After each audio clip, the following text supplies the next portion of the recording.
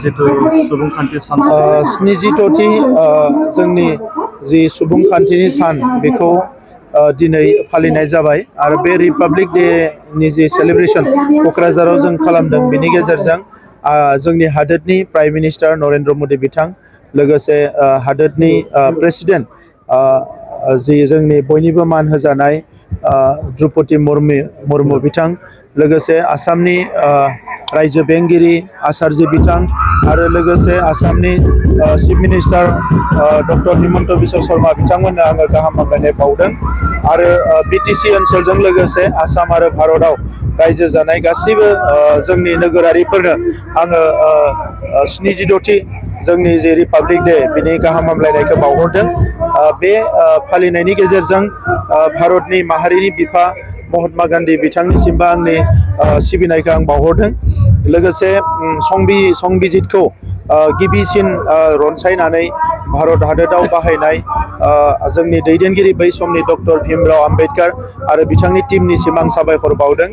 बे समाव आं बड'फा उपेन्द्रनाथ ब्रह्मनिसिमबो साबायखर बावदों जे बिथाङा जोंनि ओनसोलाव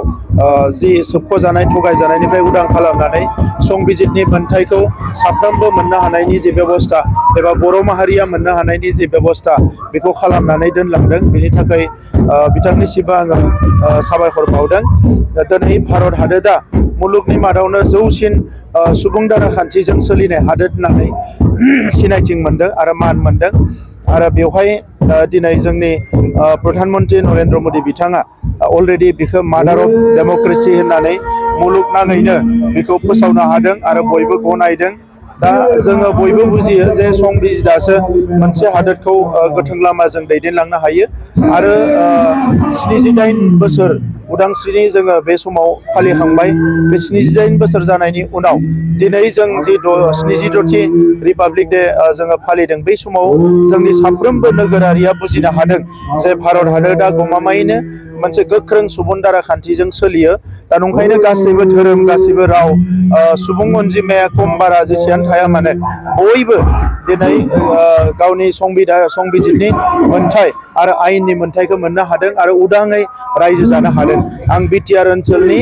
गासैबो रायजो राजानि मोजांनि थाखाय बयनिबो जौगानायनि थाखाय जोंनि सरकारनि जि पलिसिसफोर बेयो जाहाथे डेम'क्रेटिकेलि जायो आरो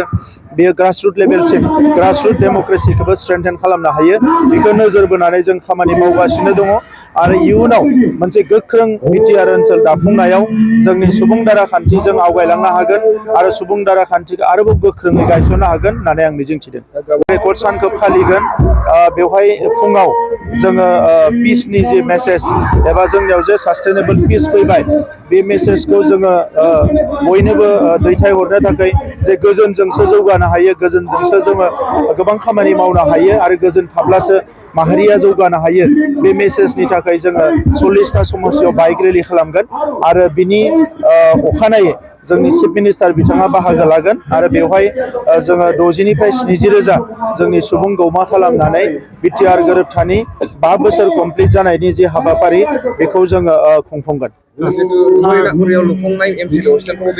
गाबोनो समफोर हरिनागुरियाव लुफुंनाय EMMCLA जि क्वार्टार बेखौबो बिथाङा बेखेवगोन आरो बेजों लोगोसे जों बिथांखौ खावलायदों जे क'क्राझार गभर्नमेन्ट कलेजखौ जिहेतु इउनिभार्सिटि फोसावनाय जाबाय बिनिबो अन्थाइ खाम्फा गायसननो थाखाय जों बिथांखौ खावलायदों आरो निस्सय बिथाङा बे हाबाफारिफोरखौ मावफुंगोन